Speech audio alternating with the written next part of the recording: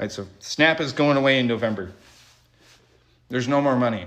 I feel like nobody is being truthfully real how this government shutdown is affecting people. The shutdown is nearing its fourth week, leaving 900,000 federal workers without pay or laid off. If the government doesn't reopen by November, EBT will not reopen either. So nobody is getting no EBT, no help, no Medicaid, no nothing. And the government knows that. If you plan on flying soon, then you probably know that air traffic controllers and TSA are being forced to work without pay. Do you think by Thanksgiving the government could still be shut down? I mean, I would certainly hope not. I would certainly hope not. So the government just officially hit the pause button on everything. Oh shit, here we go again. Well, thanks to this government shutdown, honey, they're saying there's not going to be any food stamps next month. And that's horrendously horrible. That millions of people are going to starve. And that's literally what it is because, honey, I'm a hardworking single mother who relies on food stamps for my food. Because after I work and pay the bills, honey, there's nothing left for food. And that's a lot of people what they do because I want you to know that one of the requirements to receive food stamps is you have to work. There's a few conditions why you can't. There are. But mostly you have to work. Okay? So these are working people who are just trying to take care of their families. And you think they deserve to go hungry because you think they're lazy and taking your tax dollars. That's awful. Honey, our tax dollars are going to the fucking military.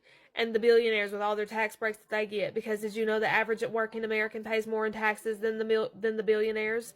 And there's 902 of them in this fucking country. Yeah. I'm not taking your tax dollars. I work hard. I work and pay into it, just like you do. I pay into the shit.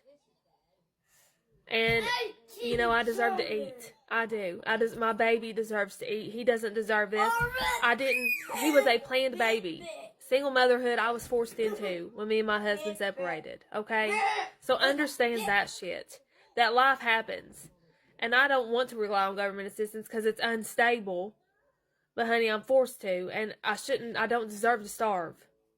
I feel like nobody is being truthfully real how this government shutdown is affecting people. Mind you, like a lot of my friends, they work in government. So, and they have high ranks of government with security clearances making $100,000, $200,000 a year. I'm seeing them do DoorDash right now. I'm seeing them go have to pick up serving jobs. Nothing against those type of job fields whatsoever. I just feel like this government shutdown has truly been a lot more taxing on people and a lot more impactful than people think, and it's just not getting the light that it should be. A lot of people don't know this, but we're actually on pace to be the second longest, or if not the longest, government shutdown in history. The longest was actually a couple years ago in 2018 when we actually had the same current president that we do now. Yeah.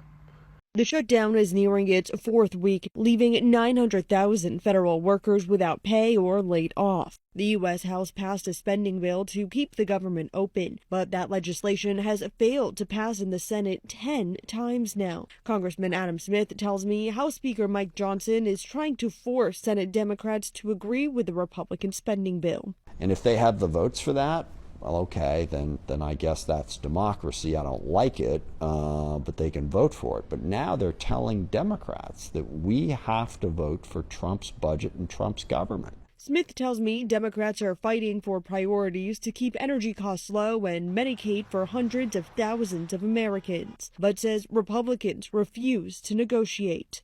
Meanwhile, Speaker Johnson says the spending bill would only be temporary as lawmakers work to hash out the details later on. He says Democrats hold the power to end the shutdown. They can make this stop immediately if they will just do the simple and right thing, pass our simple 24-page bill that just merely says status quo, keep the lights on. What's your message to those federal workers who are kind of getting the short end of the stick as the fight goes on for these issues? Well, I can tell you what the federal workers' message has been to me.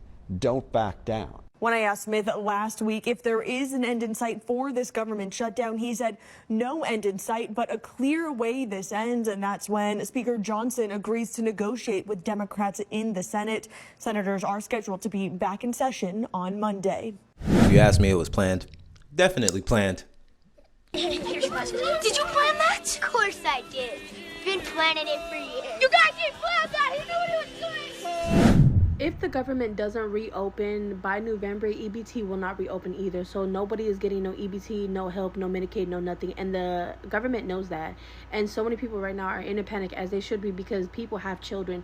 People need Medicaid. Older people need Medicaid too. Like, y'all having the shutdown because y'all don't want to come to a decision. Y'all don't want to do what y'all got to do. And November might be a very horrible and kind of semi-violent month, because the government is not understanding that this is crucial. Like, people will not have food, people will not have medicine, people will not have the things that they need for their kids or for their for the people that they love who are older. And everybody's sitting here. I'm already seeing the videos talking about, like, if you see me starting to rob this place, mind your business. And I see a lot of other people who say, like, you know what, I'm just gonna, like, turn a blind eye. And it's getting to the point where everybody needs to understand that instead of judging and instead of sitting up here talking about, oh my God, just get a job, just get this, just get that. Okay, food stamps, have your opinion about it, don't care. But Medicaid, people who are actually older use food stamps. People who are older need Medicaid. Yeah, so when it comes to Medicaid, especially because I used to sell Medicaid, so I know just how bad the people that have it need it. Medicaid is something that not only does it cover you for your medical issues, and you don't have to pay co-payments and whatnot because Medicaid is covering those. The other thing is, a lot of these plans that Medicaid provide a food card, provide some other benefit other than just using it for medical. All right, so SNAP is going away in November. There's no more money. I was at No Kings yesterday, and I was talking with a federal worker who runs a welfare office. And he was telling me that him and his staff have been training for de-escalation, because there are going to be some very angry people going to that office asking why their kids are going hungry. They're going to be very angry, and this is going to be people's breaking point. Like, that's just all there is to it. And especially for November, when it's supposed to be a time about food, especially around Thanksgiving. So all I'm going to say is, if you see somebody grabbing up some food, trying to run away with it, no, you didn't. You didn't see shit. If you see somebody desperately trying to get food, you did not see a damn thing. You were paying attention to your children. You got focused on the products that you were browsing. You have a hard time hearing. I'm deaf in my left ear. I can't hear very well, especially directional hearing. My directional hearing is bad. Or maybe you're having some temporary blurry vision. You didn't see shit. You saw nothing.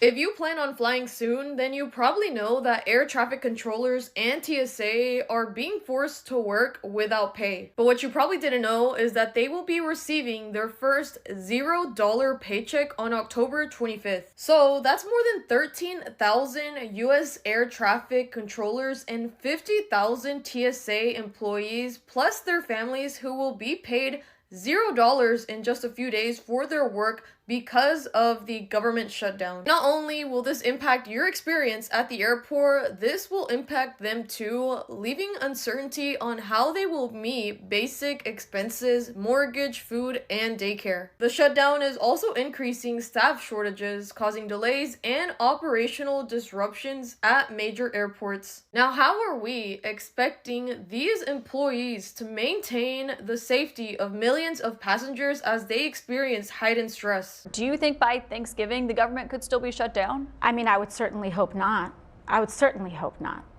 My hope is that we're able to resolve this as quickly as possible. I'm ready to negotiate. Bernie's ready to negotiate.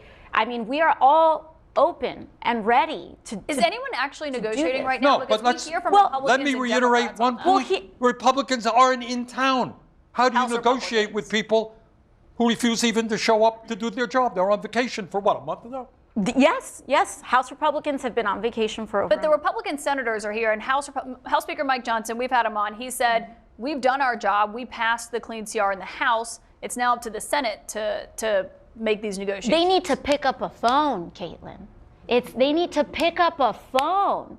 They're saying that they're doing all this work. They are twiddling their thumbs and talking to each other. It is actually an unconscionable abdication and refusal to work. They refuse. I've never seen people who hate working so much in my life. I mean, genuinely, they won't even pick up the phone. They won't. If I were Mike Johnson, you should be in that office negotiating with Hakeem Jeffries every damn day until we reopen this government. And any day that you don't do that is a failure. It is a failure. And until there is accountability for people who refuse to work, then we're going to continue to be in this cycle. Drop a like. Don't forget to subscribe to the channel. And I'll see you on the next one.